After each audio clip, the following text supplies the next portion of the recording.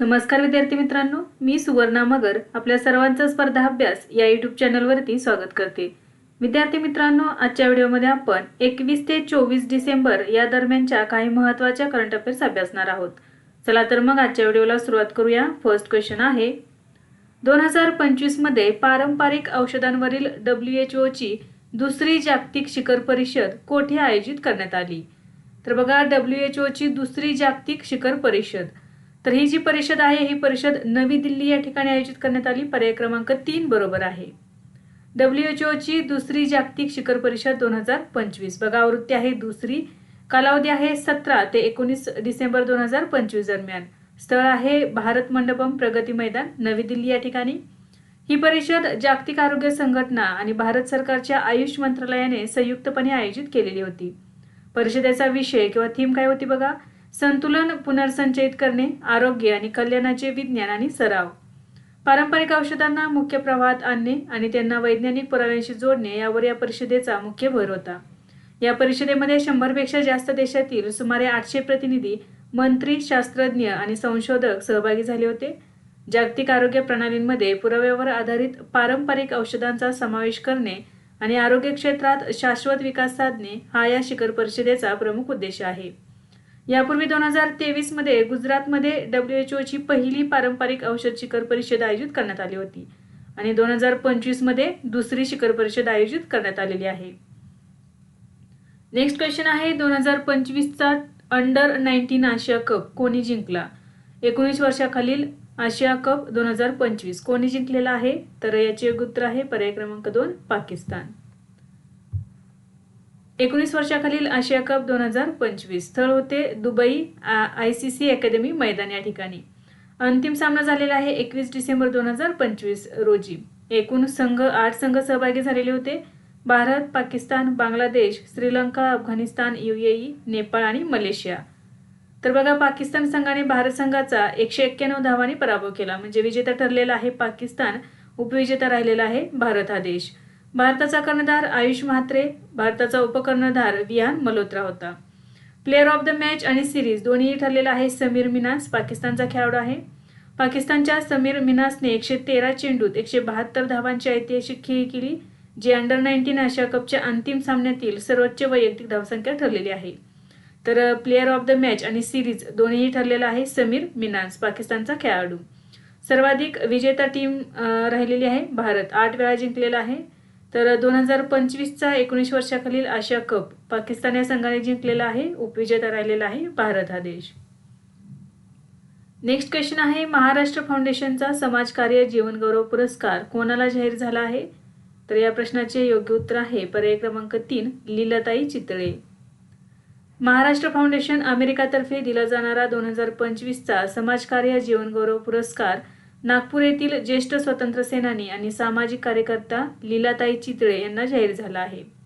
लीलाताई चितळे या गांधीवादी विचारांच्या कार्यकर्त्या असून त्यांनी स्त्रीमुक्ती चळवळ आणि लोकशाही मूल्यांच्या जतनासाठी मोठे योगदान दिलेले आहे। 2 लाख रुपये आणि सन्मान चिन्ह असे या पुरस्काराचे स्वरूप आहे। या सोहळ्यात दिलीप चित्रे स्मृती साहित्य जीवनगौरव पुरस्कार ज्येष्ठ लेखक आणि दिग्दर्शक अरुण खोपकर यांना जाहीर करण्यात आलेला आहे। हे सर्व पुरस्कार 17 जानेवारी 2026 रोजी पुण्यातील SM जोशी सभागृहात आयोजित एका विशेष कार्यक्रमात प्रदान केले जाणार आहेत। तर यावेळी 2025 मध्ये इतर कोणते पुरस्कार देण्यात येणार आहेत बघा, डॉक्टर नरेंद्र दाभोलकर स्मृती पुरस्कार, मनीष राय चौधरी पश्चिम बंगाल, समाजकार्य कार्यकर्ता संघर्ष पुरस्कार प्राध्यापक जावेद पाशा यांना आणि समाजकार्य कार्यकर्ता प्रबोधन पुरस्कार दत्ता देसाई यांना। नेक्स्ट क्वेश्चन आहे, सय्यद मुश्ताक अली ट्रॉफी 2025 कोणी जिंकली? तर याचे उत्तर आहे पर्याय क्रमांक 1, झारखंड संघाने। सय्यद मुश्ताक अली ट्रॉफी 2025 आवृत्ती होती 18वी, कालावधी होता 26 नोव्हेंबर ते 18 डिसेंबर 2025 दरम्यान। विजेता संघ राहिलेला आहे झारखंड, तर झारखंडने पहिल्यांदाच सय्यद मुश्ताक अली ट्रॉफी जिंकलेली आहे। उपविजेता राहिलेला आहे हरियाणा। अंतिम सामना पुण्यातील महाराष्ट्र क्रिकेट स्टेडियमवर खेळवण्यात आला। अंतिम सामन्यात झारखंडने हरियाणाचा 69 धावांनी पराभव केलेला आहे। तर झारखंड आणि हरियाणा यांनी या ट्रॉफीचा अंतिम सामना खेळण्याची पहिलीच वेळ आहे, म्हणजे झारखंड आणि हरियाणा संघ पहिल्यांदाच फायनलमध्ये गेलेले होते आणि जिंकलेला आहे झारखंड संघ आणि उपविजेता राहिलेला आहे हरियाणा संघ। Man of the match final ठरलेला आहे ईशान किशन, 101 धावा केल्या. मालिकेतील सर्वोत्तम खेळाडू म्हणजेच मालिकावीर ठरलेला आहे अनुकूल रॉय, झारखंडचा खेळाडू. सर्वाधिक धावा ईशान किशन 517 धावा केल्या. सर्वाधिक विकेट्स अशोक शर्मा, राजस्थानचा खेळाडू आहे, 22 विकेट्स घेतलेले आहेत. ईशान किशन हा झारखंड संघाचा कर्णधार होता. सय्यद मुश्ताक अली ट्रॉफी ही भारताची स्थानिक T20 क्रिकेट स्पर्धा आहे. आयोजक आहेत भारतीय क्रिकेट नियामक मंडळ. सुरुवात 2006-07 मध्ये करण्यात आली. तर या ट्रॉफीचे नाव हे महान भारतीय क्रिकेटपटू सय्यद मुश्ताक अली यांच्या नावावर देण्यात आलेले आहे. नेक्स्ट क्वेश्चन आहे, प्रेस क्लब ऑफ इंडियाच्या पहिल्या महिला अध्यक्षपदी कोणाची निवड झाली आहे? तर याचे एक उत्तर आहे पर्याय क्रमांक 2, संगीता पिशारोटी. संगीता बरुआ पिशारोटी यांची प्रेस क्लब ऑफ इंडियाच्या पहिल्या महिला अध्यक्ष म्हणून निवड झालेली आहे. प्रेस क्लब ऑफ इंडियाच्या 68 वर्षांच्या इतिहासात अध्यक्षपद भूषवणाऱ्या त्या पहिल्या महिला ठरलेल्या आहेत. तसेच या पदावर निवड होणाऱ्या त्या ईशान्य भारतातील म्हणजेच आसाममधील पहिल्याच व्यक्ती आहेत. 14 डिसेंबर 2025 रोजी भारतीय प्रेस क्लबच्या पहिल्या महिला अध्यक्ष म्हणून निवडून आल्या. संगीता बरुआ या आसामच्या आहेत. संगीता पिशारोटी या द वायरच्या नॅशनल अफेअर्स एडिटर म्हणून कार्यरत होत्या आणि त्यांनी यापूर्वी द हिंदूमध्येही काम केलेले आहे. अफजल इमाम हे सचिव जनरल झालेले आहेत. जतीन गांधी उपाध्यक्ष, अदिती राजपूत कोषाध्यक्ष आणि PR सुनील हे संयुक्त सचिव झालेले आहेत. प्रेस क्लब ऑफ इंडिया ही नवी दिल्ली येथे आहे आणि पत्रकारांची सर्वात मोठी संघटना मानली जाते. नेक्स्ट आहे अवियायंद्र 2025 हा सराव कोणत्या 2 देशादरम्यान आयोजित करण्यात आला आहे? तर याचे उत्तर आहे पर्याय क्रमांक 3, भारत आणि रशिया. अवियायंद्र 2025 हा संयुक्त हवाई सराव भारत आणि रशिया या 2 देशादरम्यान आयोजित करण्यात आला. आवृत्ती होती 3री. कालावधी बघा, हा सराव 15 ते 22 डिसेंबर 2025 दरम्यान आयोजित करण्यात आला. ठिकाण होते भारत. यात भारतीय हवाई दल आणि रशियन फेडरेशन एरोस्पेस फोर्सेस सहभागी झाले आहेत. या सरावात सुकोई 30 MKI, स्वदेशी बनावटीचे तेजस, IL-78 एरियल रिफ्युलर आणि Mi-17 हेलिकॉप्टरचा समावेश करण्यात आला. उद्देश काय होता या सरावाचा? तर दोन्ही देशांच्या हवाई दलांमधील तांत्रिक सहकार्य वाढवणे, सर्वोत्तम कार्यपद्धतींची देवाणघेवाण करणे आणि हवाई क्षेत्रातील परस्पर समन्वय दृढ करणे हा या सरावाचा मुख्य उद्देश आहे. अवियायंद्र सरावाची सुरुवात 2014 मध्ये झाली आणि या सरावाची दुसरी आवृत्ती 2018 मध्ये पार पडलेली आहे. आता 2025 मधील ही तिसरी आवृत्ती आहे. नेक्स्ट क्वेश्चन आहे, महाराष्ट्रातले पहिले जैन झी टपाल कार्यालय कोणत्या शहरात सुरू करण्यात येणार आहे? तर याचे उत्तर आहे पर्याय क्रमांक 1, मुंबई. महाराष्ट्रातील पहिले जैन झी टपाल कार्यालय मुंबई शहरात सुरू करण्यात आलेले आहे. हे कार्यालय मुंबईतील IIT मुंबईच्या संकुलात पवई येथे उभारण्यात आलेले आहे. या कार्यालयाचे उद्घाटन 18 डिसेंबर 2025 रोजी महाराष्ट्र व गोवा परिमंडळाचे मुख्य पोस्टमास्टर जनरल अमिताभ सिंह यांच्या हस्ते झाले. तरुण पिढीला टपाल सेवेकडे आकर्षित करण्यासाठी येथे आधुनिक सुविधा पुरवण्यात आल्या आहेत. डिजिटल सेवा, या ठिकाणी QR आधारित सेवा आणि पूर्णपणे डिजिटल कार्यप्रणाली राबवण्यात येणार आहे. मनोरंजन आणि वाचन, यामध्ये कार्यालयात कॅफेटेरिया, वाचनालय, संगीत कक्ष आणि आरामदायी आसन व्यवस्था उपलब्ध आहे. तांत्रिक सुविधेमध्ये मोफत वायफाय सुविधा देण्यात आलेली आहे. विद्यार्थ्यांसाठी सवलती देण्यात आलेल्या आहेत. यामध्ये स्पीड पोस्टवर 10% आणि मोठ्या पार्सलवर 5% सवलत दिली जात आहे. उद्देश काय आहे हे केंद्र स्थापन करण्याचे? तर पारंपरिक टपाल सेवेला आधुनिक स्वरूप देऊन ती तरुणांसाठी अधिक सुलभ आणि आकर्षक बनवणे हा यामागचा मुख्य उद्देश आहे. भारतातील पहिले जैन झी टपाल कार्यालय IIT दिल्लीमध्ये सुरू करण्यात आले आहे. नेक्स्ट आहे, अमेरिकेचा ब्लूबर्ड 6 उपग्रह कोणत्या रॉकेटमधून प्रक्षेपित करण्यात आला? तर याचे योग्य उत्तर आहे पर्याय क्रमांक 2, LVM-3. LVM-3 M6 ही इस्रोची महत्त्वाची प्रक्षेपण मोहीम आहे. या मोहिमेसाठी इस्रोने LVM-3 म्हणजेच लॉन्च व्हेइकल मार्क 3 म्हणजेच बाहुबली रॉकेटचा वापर केलेला आहे. तर LVM-3 यालाच बाहुबली रॉकेट असे म्हटले जाते. सर्वात वजनदार उपग्रह यामधून प्रक्षेपित करण्यात आलेला आहे. हे प्रक्षेपण 24 डिसेंबर 2025 रोजी सकाळी 8:54 करण्यात आले. प्रक्षेपण सतीश धवन अंतराळ केंद्र, श्रीहरिकोटा येथील दुसऱ्या प्रक्षेपण पॅडवरून झालेले आहे.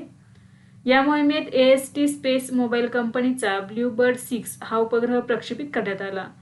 ब्लूबर्ड 6 हा AST स्पेस मोबाईलच्या नेक्स्ट जनरेशन ब्लूबर्ड सिरीजमधील पहिला उपग्रह आहे. AST स्पेस मोबाईल ही टेक्सास, अमेरिका येथील व्यावसायिक कम्युनिकेशन कंपनी आहे. हा उपग्रह लो अर्थ ऑर्बिटमध्ये कार्य करणार आहे. ब्लूबर्ड 6चे वजन सुमारे 6500 किलोग्रॅम म्हणजे 6.5 टन एवढे असून तो इस्रोने प्रक्षेपित केलेला सर्वात वजनदार अमेरिकन व्यावसायिक उपग्रह ठरला आहे. या उपग्रहामध्ये जगातील सर्वात मोठा व्यावसायिक अँटेना वापरण्यात आला आहे. अँटेना पूर्णपणे उघडल्यानंतर त्याचे क्षेत्रफळ सुमारे 223 चौरस मीटर इतके होणार आहे. हा अँटेना आकाराने जवळपास एका टेनिस कोर्ट एवढा आहे. ब्लूबर्ड 6 उपग्रह थेट स्मार्टफोनला कनेक्टिव्हिटी देण्यास सक्षम आहे. या उपग्रहाद्वारे 4G आणि 5G ब्रॉडबँड सेवा पुरवली जाणार आहे. या सेवेचा इंटरनेट वेग 120 Mbps पर्यंत असू शकतो. या उपग्रहामुळे जगभरात नॉनस्टॉप इंटरनेट कनेक्टिव्हिटी मिळणार आहे.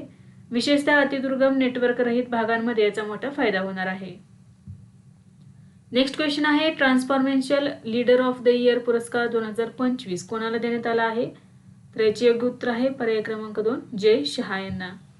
जय शहा यांना ट्रान्सफॉर्मेशनल लीडर ऑफ द इयर 2025 पुरस्कार मिळाला आहे. हा सन्मान त्यांना NDTVच्या इंडियन ऑफ द इयर 2025 कार्यक्रमात देण्यात आला आहे. भारताचे सरन्यायाधीश सूर्यकांत यांच्या हस्ते जय शहा यांना हा गौरव प्राप्त झालेला आहे. जय शहा सध्या ICCचे अध्यक्ष आणि BCCIचे माजी सचिव आहेत. त्यांनी हा पुरस्कार भारतीय महिला क्रिकेट संघाला समर्पित केलेला आहे. नेक्स्ट आहे, Salman Khan the Sultan of Bollywood या पुस्तकाचे लेखक कोण आहेत? तर याचे योग्य उत्तर आहे पर्याय क्रमांक 3 मोहर बसू आहे. नेक्स्ट आहे, जम्मू आणि काश्मीरचे पहिले जेन झेड पोस्ट ऑफिस कोठे उघडण्यात आले आहे? तर याचे योग्य उत्तर आहे पर्याय क्रमांक 3 एम्स विजयपूर कॅम्पस. जम्मू आणि काश्मीरमधील पहिले जेन झेड पोस्ट ऑफिस जम्मू येथील एम्स विजयपूर संकुलात उघडण्यात आले आहे. उद्घाटन 17 डिसेंबर 2025 रोजी एम्स विजयपूरचे कार्यकारी संचालक प्राध्यापक डॉक्टर शक्ती कुमार गुप्ता यांच्या हस्ते याचे उद्घाटन झालेले आहे. पारंपरिक टपाल सेवांचे आधुनिकीकरण करून त्या तंत्रज्ञान सक्षम आणि तरुण पिढीच्या गरजांनुसार उपलब्ध करून देणे हा यामागचा मुख्य उद्देश आहे. याचे वैशिष्ट्य काय बघा, एम्स संकुलात जेन झेड पोस्ट ऑफिस असणारे हे देशातील पहिले एम्स ठरलेले आहे. येथे टपाल सेवांसोबतच बँकिंग, विमा, इंडिया पोस्ट पेमेंट्स बँक आणि ई-कॉमर्स सेवा एकाच छताखाली उपलब्ध आहेत. या पोस्ट ऑफिसमध्ये डिजिटल पेमेंट पर्याय आणि सुलभ सेवा वितरण प्रणाली वापरली जात आहे. नेक्स्ट आहे, ज्ञान भारतम मिशन अंतर्गत कोणते विद्यापीठ भारतातील पहिले योग आणि आयुर्वेद केंद्रित क्लस्टर सेंटर बनले आहे? तर याचे योग्य उत्तर आहे पर्याय क्रमांक 3 पतंजली विद्यापीठ हरिद्वार. हरिद्वार येथील पतंजली विद्यापीठ हे भारतातील पहिले योग आणि आयुर्वेद केंद्रित क्लस्टर सेंटर बनले आहे. 15 डिसेंबर 2025 रोजी हरिद्वार येथे योगाचार्य स्वामी रामदेव आणि आचार्य बाळकृष्ण यांच्या उपस्थितीत या संदर्भातील सामंजस्य करारावर स्वाक्षरी करण्यात आली. हे केंद्र सांस्कृतिक मंत्रालयाच्या ज्ञान भारतम मिशन अंतर्गत स्थापन करण्यात आले आहे. प्राचीन ग्रंथांचे जतन, त्यांचे डिजिटलायझेशन करणे आणि संशोधनाला चालना देणे हा या केंद्राचा मुख्य उद्देश आहे. क्लस्टर सेंटर म्हणून पतंजली विद्यापीठ इतर 20 संस्थांना प्राचीन हस्तलिखितांचे जतन आणि संशोधनासाठी मार्गदर्शन करेल. विद्यापीठाने आतापर्यंत 50,000हून अधिक प्राचीन ग्रंथांचे जतन केले असून सुमारे 42 लाख हस्तलिखित पानांचे डिजिटायझेशन पूर्ण केलेले आहे. हे केंद्र पारंपरिक भारतीय ज्ञान प्रणालीला आधुनिक शिक्षण व्यवस्थेशी जोडण्याचे काम करणार आहे. नेक्स्ट आहे, अमेरिकेने सिरियातील आयसिसच्या तळावर कोणत्या नावाने कारवाई सुरू केली आहे? तर याचे उत्तर आहे पर्याय क्रमांक 2 ऑपरेशन हॉक आय स्ट्राईक. अमेरिकेने सिरियातील आयसिसच्या तळावर ऑपरेशन हॉक आय स्ट्राईक ही लष्करी कारवाई 19 डिसेंबर 2025 रोजी सुरू केली. 13 डिसेंबर 2025 रोजी सिरियातील पाल्मिरा येथे झालेल्या हल्ल्यात 2 अमेरिकन सैनिक आणि एका नागरी अनुवादकाचा मृत्यू झाला होता. या घटनेला प्रत्युत्तर म्हणून ही कारवाई करण्यात आली आहे. सिरियातील मध्य आणि पूर्व भागातील आयसिसचे कमांड सेंटर्स, प्रशिक्षण केंद्रे आणि शस्त्रसाठे अशा 70हून अधिक ठिकाणांवर हवाई हल्ले करण्यात आले. या कारवाईत जॉर्डनच्या हवाई दलानेही अमेरिकेला सहकार्य केले आहे. नेक्स्ट क्वेश्चन आहे, सागरी वारसा क्षेत्रात सहकार्य मजबूत करण्यासाठी भारताने कोणत्या देशासोबत करार केला आहे? याचे योग्य उत्तर आहे पर्याय क्रमांक 4 नेदरलँड्स. भारत आणि नेदरलँड्सने सागरी वारसा क्षेत्रात सहकार्य मजबूत करण्यासाठी करार केला आहे. हा करार 20 डिसेंबर 2025 रोजी भारताचे परराष्ट्र मंत्री एस जयशंकर आणि नेदरलँड्सचे परराष्ट्र मंत्री डेव्हिड व्हॅन विल यांच्यातील द्विपक्षीय बैठकीदरम्यान करण्यात आला. कराराचा उद्देश गुजरातमधील लोथल येथील राष्ट्रीय सागरी वारसा संकुलच्या विकासात प्रोत्साहन देणे हा आहे. हा करार भारत सरकारच्या बंदरे, जहाज बांधणी आणि जलमार्ग मंत्रालय आणि नेदरलँड्सच्या राष्ट्रीय सागरी संग्रहालय यांच्यात झाला. करारानुसार संग्रहालयाच्या डिझाईन आणि क्युरेशनमध्ये देवाणघेवाण केली जाईल. राष्ट्रीय सागरी वारसा संकुल हे गुजरातमधील लोथल या ठिकाणी आहे. नोडल मंत्रालय आहे बंदरे, जहाज बांधणी आणि जलमार्ग मंत्रालय. उद्देश आहे भारताच्या प्राचीन सागरी वारशाचे प्रदर्शन करणे. भारतातील पहिली राष्ट्रीय संस्था जी केवळ सागरी वारशासाठी समर्पित असणार आहे. नेक्स्ट आहे ट्रॅव्हल लीजर इंडिया आणि साऊथ एशियाचा सर्वोत्तम डोमेस्टिक एअरलाईन पुरस्कार कोणाला मिळाला आहे? या प्रश्नाचे योग्य उत्तर आहे पर्याय क्रमांक 2 एअर इंडिया. एअर इंडियाने सलग दुसऱ्या वर्षी ट्रॅव्हल लीजर इंडिया आणि दक्षिण आशियाचा सर्वोत्कृष्ट देशांतर्गत विमान सेवा पुरस्कार 2025 जिंकला आहे. हा पुरस्कार नवी दिल्ली येथे आयोजित travel plus leisure India's best awards 2025च्या 14व्या आवृत्तीत प्रदान करण्यात आला. एअर इंडियाने गेल्या 2 वर्षात त्यांच्या विमानांच्या अंतर्गत रचनेत केलेले बदल, सुधारित खाद्यपदार्थ आणि विमानांचा विस्तार यामुळे प्रवाशांचा अनुभव सुधारलेला आहे. एअर इंडिया याची स्थापना 1932 मध्ये JRD टाटा यांनी केली होती. एअर इंडिया टाटा समूहाच्या मालकीखाली चालते. एअर इंडिया हे देशांतर्गत आणि आंतरराष्ट्रीय दोन्ही उड्डाण सेवा देते. नेक्स्ट क्वेश्चन आहे नुकतेच भारताची पहिली फेमिना मिस इंडिया मेहर कॅस्टेलिनो यांचे निधन झाले आहे. त्यांना कोणत्या वर्षी त्यांना फेमिना मिस इंडियाचा किताब देण्यात आला? तर याचे योग्य उत्तर आहे पर्याय क्रमांक 3 1964 मध्ये. भारताची पहिली फेमिना मिस इंडिया आणि प्रख्यात फॅशन पत्रकार मेहर कॅस्टेलिनो यांचे 17 डिसेंबर 2025 रोजी मुंबईत निधन झाले. त्यांनी वयाच्या 81व्या वर्षी अखेरचा श्वास घेतला. त्यांचा जन्म महाराष्ट्रातील मुंबई या ठिकाणी झाला. 1964 मध्ये फेमिना मासिकाने आयोजित केलेल्या पहिल्या अधिकृत मिस इंडिया स्पर्धेच्या त्या मानकरी ठरलेल्या होत्या. मिस इंडियाचा किताब जिंकल्यानंतर त्यांनी अमेरिका आणि स्पेनमध्ये झालेल्या आंतरराष्ट्रीय सौंदर्य स्पर्धांमध्ये भारताचे प्रतिनिधित्व केले होते. त्यांचा व्यवसाय कोणता बघा? फॅशन जर्नलिस्ट, लेखिका आणि फॅशन एडिटर. त्यांना भारताच्या फॅशन पत्रकारितेचे आद्य प्रवर्तक मानले जाते. त्यांनी इवज वीकली यासारख्या नामांकित मासिकांमध्ये काम केलेले आहे. फॅशन क्षेत्रातील त्यांच्या अतुलनीय योगदानासाठी त्यांना हॉल ऑफ फेम आणि जीवनगौरव पुरस्काराने सन्मानित करण्यात आले होते. त्यांची प्रसिद्ध पुस्तके आहेत बघा फॅशन कलिडोस्कोप, फॅशन म्युझिंग्स आणि मॅन स्टाईल. नेक्स्ट क्वेश्चन आहे पेसा महोत्सव 2025 कोठे आयोजित करण्यात आला? तर याचे योग्य उत्तर आहे पर्याय क्रमांक 3 विशाखापट्टणम, आंध्र प्रदेश. पेसा महोत्सव 2025 कार्यक्रमाची तारीख होती 23 आणि 24 डिसेंबर 2025 रोजी. स्थळ होते आंध्र प्रदेशमधील विशाखापट्टणम या ठिकाणी. आयोजन मंत्रालय पंचायती राज मंत्रालय. या महोत्सवाचे उद्घाटन आंध्र प्रदेशचे उपमुख्यमंत्री के पवन कल्याण यांनी केले. या महोत्सवाचा अधिकृत शुभांकर कृष्ण जिंका हा होता. पंचायत कायदा 1996 लागू झाल्याच्या वर्धापन दिनानिमित्त आदिवासी समुदायाचे सक्षमीकरण आणि त्यांच्या संस्कृतीचे जतन करणे हा या मागचा मुख्य उद्देश आहे. पेसा दिवस 24 डिसेंबर रोजी साजरा केला जातो. यामध्ये 10 पेसा राज्यातील सुमारे 2000 प्रतिनिधी सहभागी झाले होते. पेसा कायदा कोठे कोठे लागू करण्यात आलेले बघा महाराष्ट्र, आंध्र प्रदेश, छत्तीसगड, गुजरात, हिमाचल प्रदेश, झारखंड, मध्य प्रदेश, ओडिसा, राजस्थान आणि तेलंगणा. तर या 10 राज्यांमधील सुमारे 2000 प्रतिनिधी या महोत्सवामध्ये सहभागी झालेले होते. पेसा महोत्सव 2026 आयोजित करण्यासाठीची बॅटन छत्तीसगड राज्याकडे सुपूर्द करण्यात आली. म्हणजे पेसा महोत्सव 2026 हा छत्तीसगड राज्यामध्ये आयोजित करण्यात येणार आहे. नेक्स्ट क्वेश्चन आहे 33व्या आग्नेय आशियाई खेळांचे आयोजन कोठे करण्यात आले होते? तर याचे योग्य उत्तर आहे पर्याय क्रमांक 3 थायलंड. 33वे आग्नेय आशियाई खेळ 2025 कालावधी होता 9 ते 20 डिसेंबर 2025 दरम्यान. यजमान देश होता थायलंड. स्थळ होते बँकॉक, चोनबुरी आणि सोंगखला. घोषवाक्य होते amenity of south east Asia, आग्नेय आशियाचे सौहार्द्य. शुभंकर होता कॅटफिश आणि किंगफिशर. सहभागी देश होते Brunei, Indonesia, Laos, Malaysia, Myanmar, Philippines, Singapore, Thailand, Timor Leste आणि व्हिएतनाम. एकूण 10 देश सहभागी झालेले होते. 11 देश सहभागी होणार होते, परंतु 10 डिसेंबर रोजी सुरक्षेच्या चिंतेमुळे कंबोडियाने 2025च्या या खेळामधून त्यांचे प्रतिनिधी मंडळ मागे घेतले होते.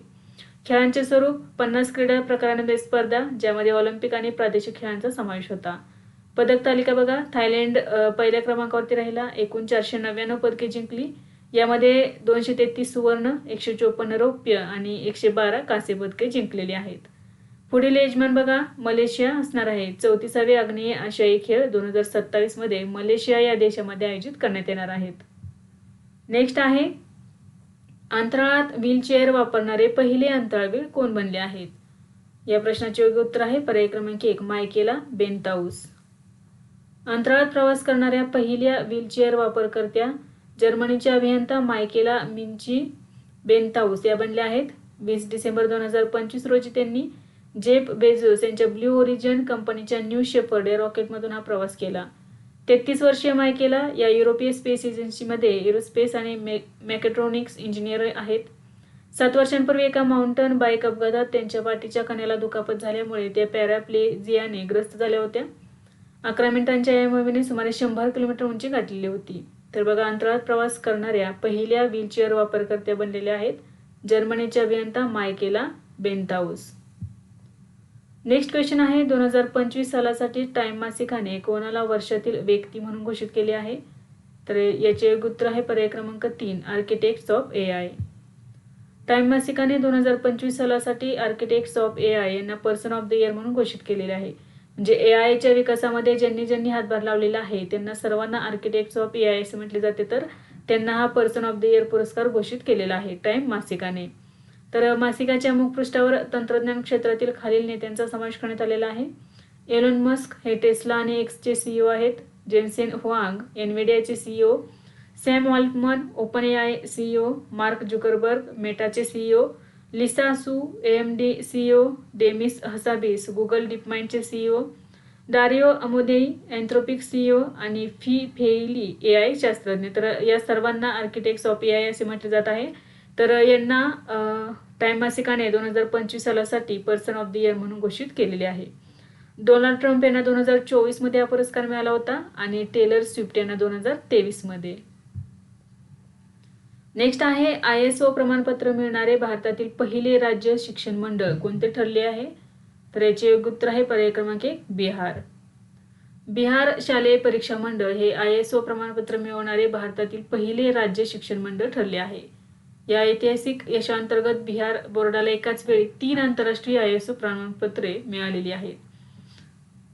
तर बघा, कोणत्या क्षेत्रामध्ये ही 3 प्रमाणपत्र मिळालेले आहेत? पहिले आहे गुणवत्ता व्यवस्थापन प्रणालीसाठी, दुसरे आहे माहिती सुरक्षा व्यवस्थापन प्रणालीसाठी आणि तिसरे आहे रेकॉर्ड व्यवस्थापन प्रणालीसाठी. या प्रमाणपत्रांची अधिकृत घोषणा डिसेंबर 2025 मध्ये करण्यात आली. 10वी आणि 12वीच्या परीक्षांचे पारदर्शक आयोजन, निकालांची जलद घोषणा आणि 1893 ते 2025 पर्यंतच्या सर्व शैक्षणिक नोंदींचे संपूर्ण डिजिटायझेशन केल्याबद्दल हा गौरव मिळाला आहे. या यशामुळे बिहार बोर्ड परीक्षा सुधारणा, डेटा सुरक्षा आणि आधुनिक प्रशासकीय कार्यपद्धती यामध्ये देशातील इतर शिक्षण मंडळांसाठी आदर्श ठरलेले आहे. हे यश मिळवणारे BSEB हे भारतातील पहिलेच राज्य शिक्षण मंडळ आहे. नेक्स्ट आहे, 2026च्या प्रजासत्ताक दिनाच्या संचलनात प्रमुख पाहुणे कोण असतील? या प्रश्नाचे योग्य उत्तर आहे पर्याय क्रमांक 4, 1 आणि 2 दोन्हीही. भारताच्या 2026च्या प्रजासत्ताक दिन सोहळ्यासाठी युरोपियन युनियनच्या 2 प्रमुख नेत्यांना मुख्य पाहुणे म्हणून आमंत्रित करण्यात आले आहे. 2026च्या प्रजासत्ताक दिनाच्या परेडला युरोपियन कमिशनच्या अध्यक्षा उर्सुला वॉन डेर लियन आणि युरोपियन कौन्सिलचे अध्यक्ष अँटोनियो कोस्टा प्रमुख पाहुणे म्हणून उपस्थित राहतील. ही पहिलीच वेळ आहे जेव्हा प्रजासत्ताक दिनाच्या परेडसाठी युरोपियन युनियनच्या 2 सर्वोच्च नेत्यांना एकाच वेळी आमंत्रित करण्यात आले आहे. भारत युरोपियन युनियन शिखर परिषदेच्या दोन्ही प्रमुख नेते या परिषदेसाठी दोन्ही प्रमुख नेते भारत दौऱ्यावर येणार आहेत. 17वी भारत युरोपियन युनियन शिखर परिषद जानेवारी 2026 मध्ये नवी दिल्ली येथे आयोजित केली आहे. 2025 मध्ये प्रजासत्ताक दिनाच्या समारंभासाठी इंडोनेशियाचे अध्यक्ष प्रबोवो सुबियांतो हे प्रमुख पाहुणे होते. नेक्स्ट आहे, पहिला आशियाई लिजेंड्स कप 2026 कोठे आयोजित केला जाईल? तर या प्रश्नाचे योग्य उत्तर आहे पर्याय क्रमांक 4, थायलंड या ठिकाणी. पहिला आशियाई लिजेंड्स कप 2026. तर बघा, हा लिजेंड्स कप क्रिकेट या खेळाची संदर्भात आहे. ठिकाण आहे थायलंडमधील चियांग माई. तारीख आहे 28 जानेवारी ते 4 फेब्रुवारी 2026 दरम्यान. सहभागी संघ आहेत 6. यामध्ये भारत, पाकिस्तान, श्रीलंका, बांगलादेश, UAE आणि हाँगकाँग हे 6 देश सहभागी होणार आहेत. खेळाडूंचे वय हे 40 वर्षांवरील दिग्गज खेळाडू असणार आहेत. माजी क्रिकेटपटू मनप्रीत गोनी यांच्याकडे भारतीय संघाचे कर्णधारपद सोपवण्यात आले असून जतीन सक्सेना उपकर्णधार असणार आहेत. ही स्पर्धा board for veteran cricket in India यांच्या पुढाकाराने आयोजित केली जात आहे. नेक्स्ट आहे, भारतातील पहिले वन समर्पित विद्यापीठ कोठे स्थापन होणार आहे? तर याचे योग्य उत्तर आहे पर्याय क्रमांक 1, गोरखपूर, उत्तर प्रदेशमधील गोरखपूर या ठिकाणी. उत्तर प्रदेशातील गोरखपूर येथे भारतातील पहिले समर्पित वन विद्यापीठ स्थापन होणार आहे. हे विद्यापीठ 125 एकर जमिनीवर बांधले जाईल. विद्यापीठाचे स्थान जटायू संवर्धन आणि प्रजनन केंद्राजवळ असेल, जे आधीच वन्यजीव संवर्धनासाठी ओळखले जाते. या प्रकल्पासाठी सुमारे 500 कोटी रुपयांचे बजेट राखून ठेवण्यात आले आहे. विद्यापीठाचे नाव असणार आहे उत्तर प्रदेश वनीकरण आणि फलोत्पादन विद्यापीठ. वनीकरण, वन्यजीव संरक्षण आणि पर्यावरण विज्ञान या विषयात प्रगत संशोधन आणि शिक्षण देणे हा या विद्यापीठाचा मुख्य उद्देश असणार आहे. येथे वनीकरण, कृषी वनीकरण, फलोत्पादन आणि हवामान बदल यासारख्या विषयात पदवी आणि पदविका अभ्यासक्रम उपलब्ध असतील. तेलंगणा हे हैदराबादमधील फॉरेस्ट कॉलेज अँड रिसर्च इन्स्टिट्यूटला वन विद्यापीठात रूपांतरित करत आहे. तर गोरखपूरचा प्रकल्प हा इंडियाचा पहिला समर्पित वन विद्यापीठ म्हणून उदयास येत आहे. रशिया आणि चीन नंतर वन विद्यापीठ असणारा भारत हा जगातील तिसरा देश ठरणार आहे. नेक्स्ट आहे जगातील पहिले स्वायत्त शिपयार्ड कोठे स्थापन झाले आहे? तर याचे उत्तर आहे पर्याय क्रमांक 1 आंध्र प्रदेश. जगातील पहिले स्वायत्त समुद्री शिपयार्ड आणि सिस्टीम सेंटर भारतामध्ये आंध्र प्रदेश राज्यात स्थापन झाले आहे. हे शिपयार्ड SPSR नेल्लोर जिल्ह्यातील जुवलादिने मासेमारी बंदरात उभारले जात आहे. प्रकल्पाची उभारणी सागर डिफेन्स इंजिनिअरिंग प्रायव्हेट लिमिटेड करत आहे.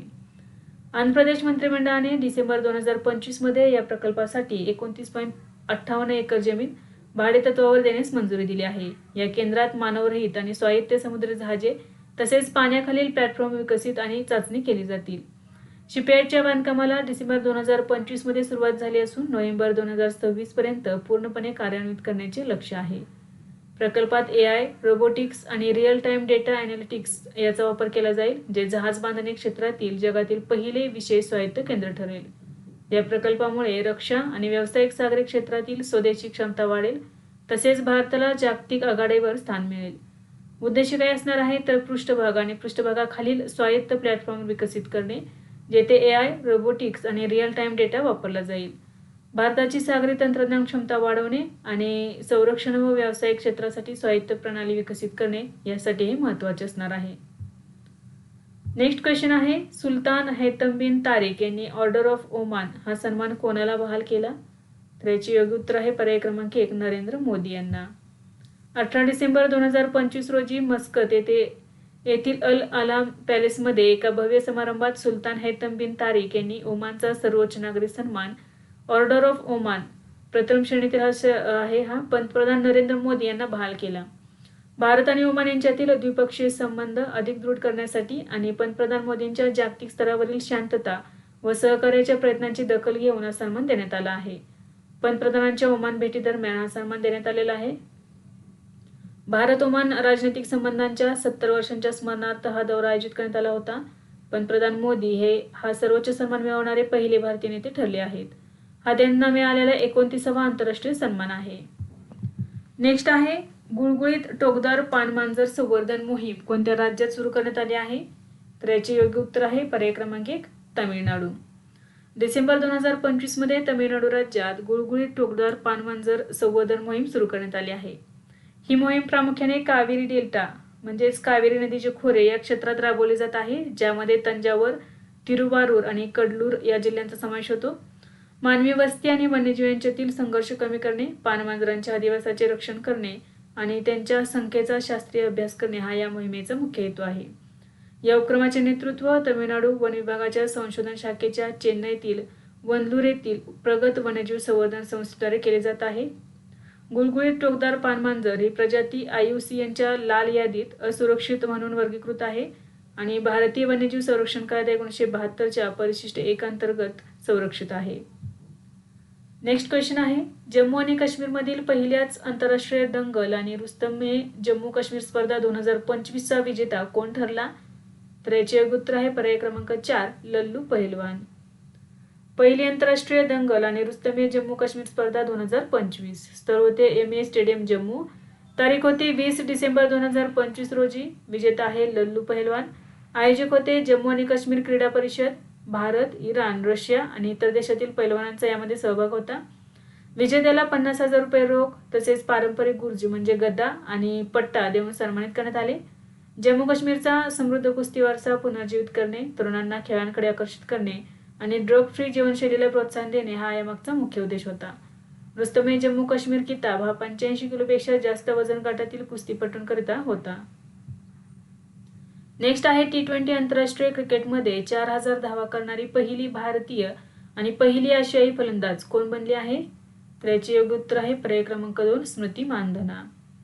स्मृती मानधना ही महिला T20 आंतरराष्ट्रीय क्रिकेटमध्ये 4000 धावा करणारी पहिली भारतीय आणि पहिली आशियाई फलंदाज ठरली आहे. तिने हा पराक्रम डिसेंबर 2025 मध्ये श्रीलंकेविरुद्ध केला. सुजी बेट्स ही न्यूझीलंडची खेळाडू आहे, तर ही पहिल्या क्रमांकावरती आहे, म्हणजे तिने पहिल्यांदा 4000 रन कंप्लीट केलेले आहेत. आणि तिच्यानंतर ही कामगिरी करणारी ती स्मृती मानधना ही जगातील दुसरी महिला क्रिकेटपटू ठरलेली आहे.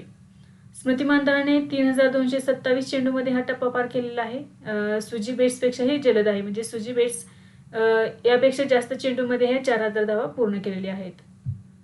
नेक्स्ट आहे जागतिक उत्तेजक विरोधी संस्थेच्या 2025च्या अहवालानुसार उत्तेजक द्रव्य उल्लंघनाच्या बाबतीत कोणता देश अव्वल स्थानावर आहे? तर याचे योग्य उत्तर आहे पर्याय क्रमांक 2 भारत.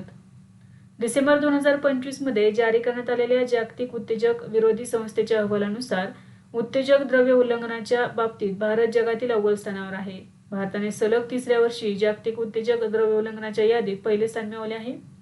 2024 मधील चाचण्यांच्या आधारावर भारतामध्ये सर्वाधिक 260 पॉझिटिव्ह प्रकरणे आढळली आहेत. भारताचा पॉझिटिव्हिटी रेट 3.6% इतका असून 5000 पेक्षा जास्त चाचण्या करणाऱ्या देशांमध्ये हा जगात सर्वाधिक आहे. भारतापाठोपाठ फ्रान्स, इटली, रशिया आणि अमेरिका यांचा क्रमांक लागतो. भारतात सर्वाधिक प्रकरणे ॲथलेटिक्स मध्ये 76, वेटलिफ्टिंगमध्ये 43, कुस्तीमध्ये 29 आणि बॉक्सिंगमध्ये 17 हे या खेळांमध्ये आढळलेली आहेत. नेक्स्ट आहे प्लिनियो नास्तारी शुगर एक्सलन्स अवॉर्ड जिंकणारा पहिला भारतीय कोण बनला आहे? याचे योग्य उत्तर आहे पर्याय क्रमांक 4 समीर सोमय्या. गोदावरी बायोफायनरीज लिमिटेडचे अध्यक्ष आणि व्यवस्थापकीय संचालक समीर शांतीलाल सोमय्या हे प्रतिष्ठित प्लिनियो नास्तारी शुगर एक्सलन्स अवॉर्ड मिळवणारे पहिले भारतीय व्यक्ती ठरले आहेत. हा सन्मान त्यांना लंडन येथील वेस्टमिन्स्टरमध्ये आयोजित 34व्या ISO आंतरराष्ट्रीय चर्चासत्रादरम्यान डिसेंबर 2025 मध्ये प्रदान करण्यात आला. हा जागतिक स्तरावरील पुरस्कार इंटरनॅशनल शुगर ऑर्गनायझेशन या संस्थेद्वारे दिला जातो. साखर, इथेनॉल आणि जैव ऊर्जा या क्षेत्रातील त्यांचे शाश्वत योगदान आणि उत्कृष्ट नेतृत्वाची दखल घेऊन त्यांना या बहुमानाने गौरवण्यात आले आहे. यावर्षीच्या पुरस्कारासाठी साखर आणि ऊर्जेसाठी शाश्वत उपाय हा विशेष विषय निश्चित करण्यात आला होता. समीर सोमय्या यांनी हा मानाचा पुरस्कार भारतीय साखर उद्योगाला आणि विशेषतः बळीराजाला म्हणजे शेतकऱ्याला समर्पित केला आहे. नेक्स्ट आहे 2025चा ICTP प्राइज कोणत्या भारतीय शास्त्रज्ञांना प्रदान करण्यात आला आहे? तर याचे योग्य उत्तर आहे पर्याय क्रमांक 4 1 आणि 2 दोन्ही, म्हणजे तितस चंदा आणि स्थितधी रॉय. 2025चा प्रतिष्ठित international centre for theoretical physics पुरस्कार 2 तरुण भारतीय वैज्ञानिकांना संयुक्तपणे प्रदान करण्यात आला आहे. तर हे कोण आहेत बघा, डॉक्टर तितस चंदा IIT मद्रास सहाय्यक प्राध्यापक आहेत आणि दुसरे आहेत doctor Sthitadhi Roy ICTS TIFR Bengaluru सहाय्यक प्राध्यापक आहेत. संशोधन क्षेत्र कोणते आहे त्यांचे? तर क्वांटम मेनी बॉडी फिजिक्स आणि क्वांटम इन्फॉर्मेशन सायन्स यामध्ये त्यांनी संशोधन केलेले आहे. या क्षेत्रातील महत्त्वपूर्ण आणि नाविन्यपूर्ण योगदानासाठी त्यांना हा पुरस्कार प्रदान करण्यात आला आहे. 1982 पासून दरवर्षी विकासशील देशांमधील तरुण वैज्ञानिकांना भौतिकशास्त्रातील उत्कृष्ट कार्यासाठी हा पुरस्कार दिला जातो. 2025चा ICTP पुरस्कार इटालियन भौतिकशास्त्रज्ञ जियान कार्लो गिरार्डी यांच्या स्मृतीस समर्पित करण्यात आला आहे. हा पुरस्कार international centre for theoretical physics द्वारे दिला जातो. ICTPची स्थापना नोबेल पुरस्कार विजेते अब्दुस सलाम यांनी केली होती. या दोन्ही वैज्ञानिकांचे संशोधन भविष्यातील क्वांटम कॉम्प्युटर्स आणि क्वांटम उपकरणांचे नियंत्रण समजून घेण्यासाठी अत्यंत महत्त्वाचे मानले जाते. नेक्स्ट आहे अलीकडेच कोणत्या राज्याने प्लॅटफॉर्म आधारित गिग कामगार विधेयक 2025ला मान्यता दिली आहे? तर याचे योग्य उत्तर आहे पर्याय क्रमांक 4 झारखंड. डिसेंबर 2025 मध्ये झारखंडने प्लॅटफॉर्म आधारित गिग कामगार नोंदणी आणि कल्याण विधेयक 2025ला मान्यता दिली आहे. झारखंडचे राज्यपाल संतोष गंगवार यांनी 18 डिसेंबर 2025 रोजी या विधेयकाला मंजुरी दिली. डिलिव्हरी बॉय, ट्रान्सपोर्ट आणि ऑन डिमांड सेवा देणाऱ्या गिग कामगारांना सामाजिक सुरक्षा आणि कल्याणकारी योजनांचा लाभ मिळवून देणे हा या कायद्याचा मुख्य उद्देश आहे. या कायद्याअंतर्गत एक गीग कामगार कल्याण मंडळ स्थापन केले जाईल, जे कामगारांची नोंदणी, ओळखपत्रे वाटप आणि कल्याणकारी योजनांच्या अंमलबजावणीची जबाबदारी सांभाळेल. यामध्ये कामगारांसाठी किमान वेतन, वैद्यकीय विमा आणि इतर सामाजिक सुरक्षा लाभांचा समावेश असणार आहे. नियमांचे उल्लंघन करणाऱ्या ॲग्रिगेटर्सवर किंवा कंपन्यांवर 10 लाख रुपयांपर्यंत दंड आकारण्याची तरतूद या विधेयकात करण्यात आलेली आहे. झारखंड हे गीग कामगारांसाठी समर्पित कायदा करणारे भारतातील 4थे राज्य ठरले आहे. याआधी राजस्थान, कर्नाटक आणि बिहारने हा कायदा केलेला आहे. हा कायदा गीग कामगारांना सामाजिक सुरक्षा, किमान वेतन आणि चांगल्या कामाच्या परिस्थिती प्रदान करण्यासाठी डिझाईन केला आहे. गीग कामगार असे लोक आहेत जे कंपनी किंवा प्लॅटफॉर्मवरून कायमस्वरूपी नोकरीऐवजी तात्पुरते किंवा मागणीनुसार काम करतात. नेक्स्ट क्वेश्चन आहे, उत्तर इटलीमध्ये डायनासोरच्या पायांचे ठसे कोठे सापडले आहेत? तर या प्रश्नाचे योग्य उत्तर आहे पर्याय क्रमांक 2, स्टेल्वियो राष्ट्रीय उद्यानामध्ये. डिसेंबर 2025 मध्ये उत्तर इटलीतील स्टेल्वियो राष्ट्रीय उद्यानात हजारो डायनासोरच्या पावलांचे ठसे सापडलेले आहेत. या पावलांचे वय सुमारे 2.1 कोटी वर्ष असून ते ट्रायसिस काळातील असल्याचा अंदाज आहे. हा महत्त्वपूर्ण शोध सप्टेंबर 2025 मध्ये वन्यजीव छायाचित्रकार एलिओ डेला फेरेरा यांनी लावला. उंच पर्वतीय प्रदेशातील खडकांवर हे पायांचे ठसे आढळले आहेत. या पावलांच्या ठस्यांची संख्या सुमारे 20,000 असल्याचे सांगितले जाते. हे ठसे अनेक किलोमीटरच्या परिसरात पसरलेले आहेत. काही पावलांचे ठसे सुमारे 40 सेंटीमीटर रुंद असून त्यावर नखांचे ठसे स्पष्टपणे दिसतात. हे पाऊलखुणा प्रोसेरोपॉड्स नावाच्या लांब मानेच्या शाकाहारी डायनासोरचे असल्याचे मानले जाते. या शोधावरून असे सूचित होते की डायनासोर कळपांमध्ये फिरत होते आणि गट सुरक्षिततेचे पालन करत होते. नेक्स्ट आहे, 22 डिसेंबर 2025 रोजी नौदलामध्ये दाखल झालेल्या पाणबुडी विरोधी युद्धनौकेचे नाव काय आहे? तर या प्रश्नाचे योग्य उत्तर आहे पर्याय क्रमांक 2, अंजदीप. 22 डिसेंबर 2025 रोजी चेन्नई येथे भारतीय नौदलात दाखल झालेल्या 3ऱ्या स्वदेशी बनावटीच्या पाणबुडी विरोधी युद्धनौकेचे नाव अंजदीप असे आहे. ही anti submarine warfare shallow water craft या श्रेणीतील 3री युद्धनौका आहे. या युद्धनौकेची निर्मिती कोलकाता येथील garden rich shipbuilders and engineers याद्वारे करण्यात आलेली आहे. कंपनी बांधत असलेल्या अशा 8 पाणबुडी विरोधी युद्धनौकांपैकी अंजदीप ही 3री आहे. ही युद्धनौका 77 मीटर लांब असून वॉटर जेट्सद्वारे चालवली जाणारी सर्वात मोठी भारतीय नौदल युद्धनौका आहे. ती वजनाने हलके टॉर्पिडो, ASW रॉकेट आणि शॅलो वॉटर सोनार प्रणालीने सज्ज आहे. या युद्धनौकेत 80% अधिक स्वदेशी सामग्रीचा वापर करण्यात आलेला आहे. या युद्धनौकेला कर्नाटकच्या कारवार किनारपट्टीवरील अंजदीप बेटाचे नाव देण्यात आलेले आहे. नेक्स्ट आहे, दक्षिण आफ्रिकेतून आयात केलेली कॅप्चिन माकडे भारतात कोठून आणली गेली? भारतात कोठे आणली गेली आहेत? तर याचे योग्य उत्तर आहे पर्याय क्रमांक 4, बनेरघट्टा जैविक उद्यान, बेंगळुरू. डिसेंबर 2025 मध्ये दक्षिण आफ्रिकेतून आयात केलेली 8 ब्लॅक कॅप्ड कॅप्चिन माकडे भारतातील बेंगळुरू येथे आणली गेली आहेत. ती कर्नाटकातील बनेरघट्टा बायोलॉजिकल पार्कमध्ये ठेवण्यात आली आहेत. यामध्ये 4 नर आणि 4 मादी माकडांचा समावेश आहे. ही माकडे दक्षिण आफ्रिकेतील इंडोना प्रायमेट अँड पॅरेट पार्क येथून आणण्यात आली आहेत. बंदिवासात राहणाऱ्या प्रजातींचे संवर्धन मजबूत करणे आणि आनुवंशिक विविधता वाढवणे हे उद्दिष्ट आहे. कॅप्चिन माकडे हे मूळचे दक्षिण अमेरिकेतील आहेत आणि त्यांच्या बुद्धिमत्तेसाठी आणि सामाजिक वर्तनासाठी ओळखले जातात. नेक्स्ट आहे, केंद्र सरकारने देशभरात मल्टीलेन फ्री फ्लो टोलिंग सिस्टीम कोणत्या वर्षापर्यंत लागू करण्याचे लक्ष्य ठेवले आहे? तर याचे योग्य उत्तर आहे पर्याय क्रमांक 1, 2026 पर्यंत. केंद्र सरकार 2026च्या अखेरीस देशभरात मल्टीलेन फ्री फ्लो टोलिंग आणि AI आधारित महामार्ग व्यवस्थापन प्रणाली लागू करण्याची योजना आखत आहे. मल्टीलेन फ्री फ्लो टोलिंग सिस्टीममध्ये वाहनांना टोल प्लाझावर थांबावे लागणार नाही. या प्रणालीमुळे वाहने सुमारे 80 किलोमीटर प्रति तास वेगाने न थांबता टोल ओलांडू शकतील. MLFF प्रणालीमध्ये AI आधारित नंबर प्लेट ओळख तंत्रज्ञानाचा वापर केला जाईल. यासोबतच उपग्रह ट्रॅकिंग आणि फास्टॅग एकत्रीकरणाचा वापर करण्यात येणार आहे. या नव्या व्यवस्थेमुळे टोल प्लाझावर लागणारा वेळ आणि वाहतूक कोंडी लक्षणीयरित्या कमी होण्यास मदत होईल. नेक्स्ट आहे, हरियाणा मंत्रिमंडळाने डिसेंबर 2025 मध्ये कोणत्या शहराला राज्यातील 23वा जिल्हा म्हणून मान्यता दिली आहे? तर याचे योग्य उत्तर आहे पर्याय क्रमांक 2, हांसी. हरियाणा मंत्रिमंडळाने डिसेंबर 2025 मध्ये हांसी या शहराला राज्यातील 23वा जिल्हा म्हणून अधिकृत मान्यता दिली आहे. मुख्यमंत्री नायब सिंह सैनी यांनी 16 डिसेंबर 2025 रोजी एका सभेत याची घोषणा केली आणि 17 डिसेंबर 2025 रोजी मंत्रिमंडळाच्या बैठकीत त्याला मंजुरी देण्यात आली. हांसी हा हरियाणा राज्यातील 23वा जिल्हा असेल. हांसी हा जिल्हा हिसार जिल्ह्याचे विभाजन करून तयार करण्यात आलेला आहे. या नवीन जिल्ह्यात एकूण 110 गावांचा समावेश असून यामध्ये हांसी आणि नारनौद या 2 विधानसभा मतदारसंघाचा समावेश होतो. नवीन हांसी जिल्ह्यात 2 उपविभाग हांसी आणि नारनौद असतील. 3 तालुके आहेत, हांसी, नारनौद आणि बास, आणि एक नायब तहसील असेल, खेरी जालब. या निर्णयाची अधिकृत अधिसूचना 22 डिसेंबर 2025 रोजी जारी करण्यात आली, ज्यानुसार हांसी हा अधिकृतपणे हरियाणाचा 23वा जिल्हा ठरलेला आहे.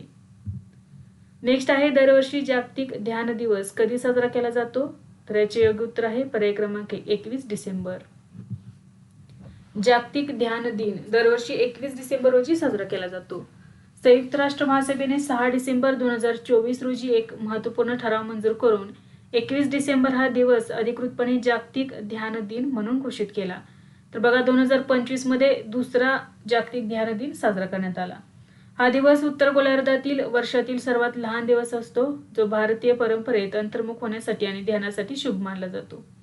ध्यानाद्वारे मानसिक आरोग्य सुधारणे, ताणतणाव कमी करणे आणि जागतिक शांतता व सुसंवाद वाढवणे हा या दिवसाचा मुख्य उद्देश आहे. नेक्स्ट क्वेश्चन आहे, राजस्थानमधील दिल्ली मुंबई एक्सप्रेस वरील देशातील पहिला 8 पदरी बोगद्याची लांबी किती आहे? तर याचे योग्य उत्तर आहे पर्याय क्रमांक 4, 4.9 किलोमीटर. राजस्थानमधील दिल्ली मुंबई एक्सप्रेसवेवर बांधण्यात आलेल्या देशातील पहिले 8 पदरी बोगद्याची एकूण लांबी 4.9 किलोमीटर आहे. हा बोगदा राजस्थानमधील कोटाजवळील मुकुंद्रा हिल्स व्याघ्र प्रकल्पातून जातो. एकूण 4.9 किलोमीटर लांबीपैकी 3.3 किलोमीटर भाग जमिनीखाली आहे, तर उर्वरित 1.6 किलोमीटर भाग कट अँड कव्हर तंत्रज्ञानाने बांधण्यात आला आहे. वन्यजीवांच्या अधिवासाला कोणताही अडथळा येऊ नये यासाठी हा बोगदा व्याघ्र प्रकल्पाच्या खालून नेण्यात आला आहे. या बोगद्यात AI आधारित मॉनिटरिंग, अत्याधुनिक प्रकाश व्यवस्था आणि अग्निशमन यंत्रणा यासारख्या आधुनिक सुविधा पुरवण्यात आल्या आहेत. उद्देश काय आहे? तर दिल्ली मुंबई प्रवासाचा वेळ कमी करणे आणि सुरक्षित वेगवान वाहतुकीला प्रोत्साहन देणे. नेक्स्ट आहे, अलीकडेच इचलकरंजी येथे छत्रपती संभाजी महाराज यांच्या पूर्णाकृती पुतळ्याचे उद्घाटन कोणाच्या हस्ते झाले? तर याचे योग्य उत्तर आहे पर्याय क्रमांक 3, देवेंद्र फडणवीस यांच्या. 15 डिसेंबर 2025 रोजी कोल्हापूर जिल्ह्यातील इचलकरंजी येथील शंभूतीर्थ स्मारकात धर्मवीर छत्रपती संभाजी महाराज यांच्या भव्य पूर्णाकृती पुतळ्याचे अनावरण करण्यात आले. या पुतळ्याचे अनावरण मुख्यमंत्री देवेंद्र फडणवीस यांच्या हस्ते झाले. छत्रपती संभाजी महाराज यांचा हा पुतळा सुमारे 11 फूट उंच आहे. हा पुतळा सुमारे 15.5 क्विंटल ब्रॉन्झ वापरून साकारण्यात आलेला आहे. नेक्स्ट आहे, नुकतेच शालिनीताई पाटील यांचे वयाच्या 94व्या वर्षी निधन झाले. त्यांनी कोणते मंत्रिपद भूषवले होते? तर याचे उत्तर आहे पर्याय क्रमांक 3, महसूल मंत्री. ज्येष्ठ काँग्रेस नेते आणि महाराष्ट्राचे माजी मुख्यमंत्री दिवंगत वसंतदादा पाटील यांच्या पत्नी डॉक्टर शालिनीताई पाटील यांचे 20 डिसेंबर 2025 रोजी वयाच्या 94व्या वर्षी निधन झाले. 1980च्या दशकात बॅरिस्टर AR अंतुले यांच्या मंत्रिमंडळात त्यांनी राज्याचे महसूल मंत्रिपद भूषवले होते. त्यांनी लोकसभेत सांगली मतदारसंघाचे प्रतिनिधित्व केले होते. सातारा जिल्ह्यातील कोरेगाव विधानसभा मतदारसंघातून ते 1999 ते 2009 या काळात आमदार होत्या. शालिनीताई पाटील या आर्थिक निकषावर आधारित आरक्षणाच्या कट्टर पुरस्कर्त्या होत्या आणि त्यासाठी त्यांनी दीर्घकाळ लढा दिला होता. त्यांनी 2009 मध्ये स्वतःचा क्रांती सेना महाराष्ट्र हा पक्ष स्थापन केला होता. नेक्स्ट आहे, भारतीय नौदलाने 17 डिसेंबर 2025 रोजी त्यांचे दुसरे MH-60R हेलिकॉप्टर स्क्वॉड्रन कोणत्या ठिकाणी तैनात केले? तर याचे योग्य उत्तर आहे पर्याय क्रमांक 2, INS हंसा. भारतीय नौदल 17 डिसेंबर 2025 रोजी गोव्यातील INS हंसा येथे नवीन स्क्वॉड्रन कमिशन करणार आहे. हे स्क्वॉड्रन MH-60R हेलिकॉप्टरचे दुसरे स्क्वॉड्रन असणार आहे. नवीन स्क्वॉड्रनला INS 3355 ओप्रेस असे नाव देण्यात आले आहे. MH-60R हेलिकॉप्टर आधुनिक तंत्रज्ञानाने सुसज्ज आहेत आणि त्यांनी रोमिओ हेलिकॉप्टर म्हणून देखील ओळखले जाते. या हेलिकॉप्टरचा वापर पाणबुडी विरोधी युद्ध, पृष्ठभागावरील देखरेख आणि शोध आणि बचाव मोहिमांसाठी केला जाईल. भारताने अमेरिकेसोबत केलेल्या 24 हेलिकॉप्टरच्या करारांतर्गत हे स्क्वॉड्रन कार्यान्वित करण्यात आले आहे. नौदलाचे पहिले MH-60R स्क्वॉड्रन मार्च 2024 मध्ये कोची येथील INS गरुडा येथे तैनात करण्यात आले होते. नेक्स्ट आहे, इस्रायलने 2026 मध्ये कोणत्या देशात दूतावास उघडण्याची घोषणा केली आहे? याचे योग्य उत्तर आहे पर्याय क्रमांक 2, फिजी या देशामध्ये. इस्रायलने 2026 मध्ये फिजीमध्ये दूतावास उघडण्याची घोषणा केली आहे. पॅसिफिक महासागर क्षेत्रातील आपली राजनैतिक उपस्थिती मजबूत करणे आणि फिजी सोबतचे आर्थिक सुरक्षा आणि विकास क्षेत्रातील संबंध अधिक दृढ करणे हा यामागचा प्रमुख उद्देश आहे. फिजीने सप्टेंबर 2025 मध्ये जेरुसलेममध्ये आपला दूतावास उघडला आहे. नवीन दूतावासामुळे दोन्ही देशांमधील संबंध अधिक मजबूत होतील. नेक्स्ट आहे लोकप्रिय गोपीनाथ बोरदोलाई आंतरराष्ट्रीय विमानतळाच्या नवीन टर्मिनल इमारतीचे उद्घाटन कोणाच्या हस्ते करण्यात आले? तर याचे योग्य उत्तर आहे पर्याय क्रमांक 3 नरेंद्र मोदी यांच्या. गुवाहाटी येथील लोकप्रिय गोपीनाथ बोरदोलाई आंतरराष्ट्रीय विमानतळाच्या नवीन टर्मिनल इमारतीचे उद्घाटन पंतप्रधान नरेंद्र मोदी यांच्या हस्ते 20 डिसेंबर 2025 रोजी करण्यात आले. हे अत्याधुनिक टर्मिनल सुमारे 4000 कोटी रुपये खर्चून उभारण्यात आले आहे. हे टर्मिनल वार्षिक 1.3 कोटी प्रवाशांची हाताळणी करण्यास सक्षम आहे आणि सुमारे 1.4 लाख चौरस मीटर क्षेत्रफळात पसरलेले आहे. हे भारतातील पहिले निसर्गथीम आधारित विमानतळ मानले जाते. याची रचना बांबू आणि ऑर्किड या संकल्पनेवर आधारित आहे, ज्यात आसामच्या जैवविविधतेचे दर्शन घडते. या नवीन टर्मिनलवरून व्यावसायिक विमानसेवा फेब्रुवारी 2026च्या अखेरीस सुरू होण्याची अपेक्षा आहे. नेक्स्ट आहे अल्झायमर रोगाच्या उपचारांसाठी कोणत्या संस्थेच्या शास्त्रज्ञांनी नॅनो पार्टिकल आधारित नवीन मार्ग विकसित केला आहे? याचे योग्य उत्तर आहे पर्याय क्रमांक 3 INST मोहाली. मोहाली पंजाब येथील institute of nano science and technology येथील शास्त्रज्ञांनी अल्झायमर रोगाच्या उपचारांसाठी नॅनो पार्टिकल आधारित नवीन मार्ग विकसित केला आहे. हे संशोधन मोहाली येथील institute of nano science and टेक्नॉलॉजीने केलेले आहे. यामध्ये NIPR रायबरेली आणि गुजरात बायोटेक्नॉलॉजी युनिव्हर्सिटीच्या संशोधकांचाही सहभाग आहे. या थेरपीमध्ये ग्रीन टीमधील EGCG, डोपामाइन आणि ट्रिप्टोफॅन यांचा वापर करून EDTNP नावाचे नॅनो पार्टिकल्स तयार करण्यात आले आहेत. हे नॅनो पार्टिकल्स मेंदूतील विषारी प्रथिने नष्ट करण्यास, जळजळ कमी करण्यास आणि मज्जासंस्थेच्या पुनर्जीवनास मदत करतात. प्राथमिक प्रयोगांमध्ये असे दिसून आले की या उपचारामुळे खराब झालेल्या मेंदूच्या पेशी वाचवण्याचे प्रमाण 40 ते 50% वरून थेट 90% पर्यंत वाढले आहे. अल्झायमर रोग हा मेंदूचा आजार आहे जो हळूहळू वाढतो. याची लक्षणे आहेत स्मरणशक्ती कमी होणे, भाषेच्या अडचणी, दिशा गमावणे, मनस्थिती बदलणे. नेक्स्ट आहे टोंगा या देशाचे सर्वात तरुण पंतप्रधान कोण बनले आहेत? याचे योग्य उत्तर आहे पर्याय क्रमांक 1 लॉर्ड फकाफानुआ. लॉर्ड फतापेही फकाफानुआ यांनी 18 डिसेंबर 2025 रोजी टोंगाचे 20वे पंतप्रधान म्हणून शपथ घेतली. वयाच्या 40व्या वर्षी या पदावर विराजमान होणारे ते टोंगाच्या इतिहासातील सर्वात तरुण पंतप्रधान ठरले आहेत. पंतप्रधान होण्यापूर्वी त्यांनी टोंगाच्या संसदेचे अध्यक्ष म्हणूनही कार्यभार सांभाळला आहे. त्यांनी डॉक्टर ऐसाके वालू एके यांच्याकडून या पदाची सूत्रे स्वीकारली आहेत. नेक्स्ट आहे अलीकडेच लिंबाच्या आकाराचा एक्सोप्लॅनेट PSR J23222650b कोणी शोधला आहे? तर याचे उत्तर आहे पर्याय क्रमांक 3 James Webb space telescope. December 2025 मध्ये जेम्स वेब स्पेस टेलिस्कोपने एक असामान्य लिंबू आकाराचा एक्सोप्लॅनेट शोधलेला आहे. या संशोधनाचे प्रमुख नेतृत्व शिकागो विद्यापीठाचे शास्त्रज्ञ मायकल झांग यांनी केले आहे. हा ग्रह एका पल्सरभोवती अत्यंत वेगाने फिरत असल्यामुळे त्या ताऱ्याच्या प्रबळ गुरुत्वाकर्षण शक्तीने तो खेचला गेला आहे, ज्यामुळे त्याला लिंबासारखा किंवा रग्बी बॉलसारखा लांबट आकार प्राप्त झालेला आहे. पल्सरभोवती म्हणजे एक वेगाने फिरणारा न्यूट्रॉन तारा आहे. हे जो तारा शोधलेला तो पृथ्वीपासून सुमारे 2000 प्रकाश वर्ष दूर आहे. हा ज्युपिटर ग्रहाच्या आकाराचा गॅस जॉईंट म्हणजेच वायूचा गोळा आहे. इथे एक वर्ष फक्त 7.8 तासांचे असते, कारण हा ग्रह त्याच्या ताऱ्याच्या अतिशय जवळ म्हणजे सुमारे 10 लाख मैल प्रदक्षिणा घालतो. याची रचना बघा हेलियम आणि कार्बन संयोगाने समृद्ध आहे. येथे ऑक्सिजन आणि नायट्रोजन जवळजवळ अस्तित्वात नाहीत. या ग्रहाच्या वातावरणात हेलियम आणि कार्बनचे प्रमाण जास्त असून येथे हिऱ्यांच्या पाऊस पडण्याची शक्यता शास्त्रज्ञांनी वर्तवली आहे. नेक्स्ट आहे पंतप्रधान नरेंद्र मोदी यांनी कोणत्या राज्याचे पहिले मुख्यमंत्री गोपीनाथ बोरदोले यांच्या 80 फूट उंच पुतळ्याचे अनावरण केले? तर याचे योग्य उत्तर आहे पर्याय क्रमांक 1 आसाम. 20 डिसेंबर 2025 रोजी पंतप्रधानांनी आसाम राज्याचे पहिले मुख्यमंत्री गोपीनाथ बोरदोलाई यांच्या 80 फूट उंच पुतळ्याचे अनावरण केले. ठिकाण आहे गुवाहाटीमधील लोकप्रिय गोपीनाथ बोरदोलाई आंतरराष्ट्रीय विमानतळाच्या नवीन टर्मिनल बाहेर. शिल्पकार आहेत प्रसिद्ध शिल्पकार राम व्ही सुतार, ज्यांचे नुकतेच निधन झालेले आहे. हा पुतळा आधुनिक आसामचे शिल्पकार आणि स्वतंत्र भारतात राज्याची ओळख जपणाऱ्या बोरदोलाई यांना आदरांजली आहे. नेक्स्ट आहे भारताचा पहिला इन्क्युबेटर संलग्न deep tech venture capital fund कोणत्या संस्थेने सुरू केला आहे?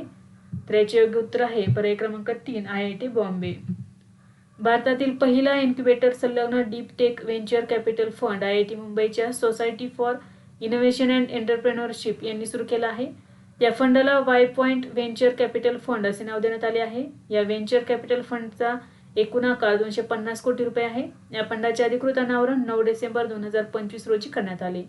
या फंडाचा मुख्य उद्देश IIT मुंबई तसेच देशातील इतर प्रमुख संशोधन संस्थांमधील डीप टेक स्टार्टअप्सना सुरुवातीच्या टप्प्यात जोखीम भांडवल उपलब्ध करून देणे हा आहे। हा फंड सुमारे 25 ते 30 डीप टेक स्टार्टअप्सना प्रत्येकी 15 कोटी रुपयांपर्यंत गुंतवणूक करून पाठबळ देणार आहे। या फंडामध्ये आर्टिफिशियल इंटेलिजन्स, प्रगत संगणन, अंतराळ व संरक्षण तंत्रज्ञान, न्यूक्लिअर टेक, हवामान तंत्रज्ञान आणि आरोग्य सेवा यासारख्या उच्च प्रभाव क्षेत्रांना प्राधान्य देण्यात येणार आहे। शैक्षणिक संस्थेशी संलग्न असलेल्या इन्क्युबेटरने स्वतःचा व्हेंचर कॅपिटल फंड व्यवस्थापित करण्याची ही भारतातील पहिलीच वेळ असल्याने या उपक्रमाला ऐतिहासिक महत्त्व प्राप्त झालेले आहे। विद्यार्थी मित्रांनो, आज आपण काही महत्त्वाचे चालू घडामोडीचे घटक अभ्यासलेले आहेत। यासारखेच नवनवीन व्हिडिओ पाहण्यासाठी चॅनलला लाईक करा आणि सबस्क्राईब करायला विसरू नका। धन्यवाद।